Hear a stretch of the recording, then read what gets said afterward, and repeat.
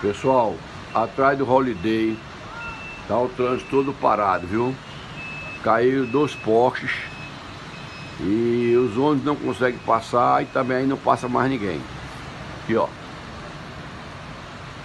Evite passar pela Conselheiro Aguiar no sentido atrás do Holiday.